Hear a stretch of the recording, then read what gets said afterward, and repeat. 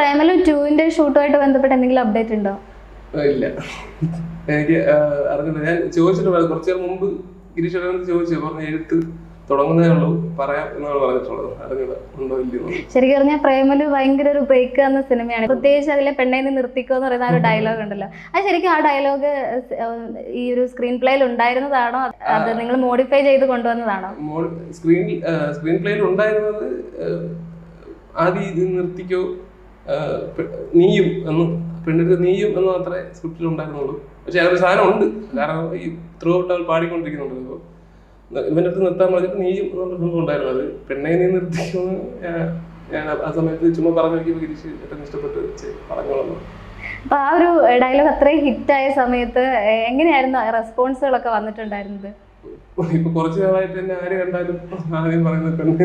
ശരിക്കും അത് ഭയങ്കര ഭാഗ്യമാണല്ലോ, നമ്മുടെ ഒരു ഡയലോഗിലൂടെ നമ്മളെ ആളുകൾ ഓർത്തിരിക്കുക എന്ന് പറയുന്നത്. ചൂരന്റെ കാര്യം ഇപ്പം എല്ലാ ആൾക്കാര് തിരിച്ചറിയുന്നത് ഞാൻ അത് പ്രതീക്ഷിച്ചില്ല. ചൂരൽ കുറെ ആളോട് ചെയ്യുന്നില്ലേ, പക്ഷെ അതിനേക്കാളും ഇപ്പം ആൾക്കാർ പ്രേമലു ഇപ്പൊ എനിക്ക് തോന്നുന്നു ഈ സുഹൃത്തുക്കൾക്കിടയിലൊക്കെ എപ്പോഴും പറയുന്ന ഒരു ഡയലോഗായി മാറിയിട്ടുണ്ട്. കൂട്ടത്തിൽ ഇറിറ്റേറ്റ് ചെയ്യുന്ന ആൾക്കാരോടും ഒക്കെ നമ്മൾ പറയുന്ന ഒരു ഡയലോഗാണ്. അപ്പൊ നിങ്ങളുടെ കൂട്ടത്തില് ഇപ്പം ഫ്രണ്ട് സർക്കിളിലൊക്കെ ആയിട്ട് ഇങ്ങനത്തെ ഈ ഡയലോഗൊക്കെ എപ്പോഴും എടുത്ത് പറയാറുണ്ടോ കൂട്ടുകാരൊക്കെ? ചേട്ടൻ ഒത്തിരി ഫ്രണ്ട് സർക്കിൾ ഉള്ള ആളാണോ? ഫ്രണ്ട് സർക്കിൾ ഉള്ള ആൾ തന്നെയാണ്, പക്ഷെ ഒരുപാടില്ല, ആവശ്യത്തിന്. ഏറ്റവും കൂടുതൽ വിമർശിക്കുന്ന ആരാ? വിമർശനം ഫ്രണ്ട്സാണ്. അവന്മാര് കളിയാക്കാൻ മാത്രമേ തുറക്കൂ. എൻ്റെ കൂടെ കോളേജിൽ പഠിച്ചവന്മാർ അവരെന്നെ, അല്ലാതെ വലിയ ബാക്കിയുള്ള സപ്പോർട്ടാണ്. എന്തായിരുന്നു പഠിച്ചതൊക്കെ? ദുബായിൽ ജോലി ചെയ്തിട്ടുണ്ടെന്നൊക്കെ കേട്ടിട്ടുണ്ട്. ഗൾഫിൽ ജോലി ചെയ്തതായിട്ട് കേട്ടു. പഠിച്ചത് ബിടെക്കാണ്. കുറച്ച് നാള് സൗദിയിൽ ജോലി ചെയ്തിട്ടുണ്ടായിരുന്നു. പിന്നെ അവിടെ നിന്ന് ചാടി ഇവിടെ വന്ന് കുറച്ച് പരിപാടികളൊക്കെ ട്രൈ ചെയ്ത് പൊട്ടി, വീണ്ടും തിരിച്ചു പോയി UAE കുറച്ച് കളി ജോലി ചെയ്തു, പിന്നെയും ചാടി, എന്നിട്ടാണ് ചൂരൽ തുടങ്ങിയത്. ഈ തിരിച്ചു വരാനുള്ള ഒരു ധൈര്യം ഉണ്ടാകുന്നത് എങ്ങനെയാണ്? സത്യത്തിൽ ഫാമിലിയുടെ സപ്പോർട്ടും അതൊക്കെ തന്നെയാണോ? ഞാൻ ചോദിച്ചപ്പോൾ ഒരു കുഴപ്പമില്ല വന്നു എന്ന് പറഞ്ഞത് കൊണ്ട് അത് തന്നെയാണ് ധൈര്യം. അത് ത്രൂ ഔട്ട് ആദ്യം തൊട്ട് ഈ പരിപാടി തുടങ്ങിയപ്പോൾ തൊട്ടേ ഫുൾ സപ്പോർട്ടാണ്. ചെറുപ്പം തൊട്ട് സിനിമയിലേക്ക് വരണമെന്ന് തന്നെയായിരുന്നു ആഗ്രഹം? ഇല്ല, കുട്ടിക്കാലം മുതലേ ഈ ആഗ്രഹം ഇല്ല. എനിക്ക് ഈ ആദ്യം സൗദിയിൽ ജോലി ചെയ്യാൻ പോകുന്നതുവരെ ഇതിന്റെ ഒരു പരിപാടി ഇല്ലായിരുന്നു. സൗദിയിൽ ജോലി ചെയ്തുകൊണ്ടിരുന്നപ്പോൾ എനിക്ക് അതല്ല എൻ്റെ പരിപാടി എന്ന് മനസ്സിലായി. സഹിക്കാൻ പറ്റാത്ത സ്റ്റേജിൽ എത്തിയപ്പോഴത്തേക്ക് ബോറടിച്ച് താല്പര്യമില്ലാത്ത ജോലിയാണ്.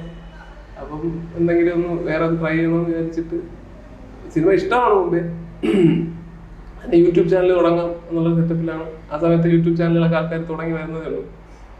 അങ്ങനെ വീട്ടിലിങ്ങനെ ഐഡിയ ചോദിച്ചു. മെയിനായിട്ട് ഞാൻ പറഞ്ഞത് എനിക്കിവിടെ പറ്റുന്നില്ല, എനിക്ക് ജോലി എനിക്ക് ശരിയാവില്ല, വേറെ എന്തെങ്കിലും ട്രൈ ചെയ്യാൻ, നാട്ടിൽ വന്നിട്ട് ഇങ്ങനെ ഒരു പരിപാടി നോക്കിക്കോട്ടെ എന്ന് വെച്ചപ്പോൾ വന്നോളം പറഞ്ഞു. അങ്ങനെ വന്നിട്ടാണ് ആദ്യം യൂട്യൂബ് ചാനലാണ് തുടങ്ങിയത്. വേറെ ഒരു 3-4 വീഡിയോസ് നമ്മൾ ചെയ്തിട്ടുണ്ടായിരുന്നു, കുറച്ചുകൂടെ വലുത് 10 മിനിറ്റുകൾ.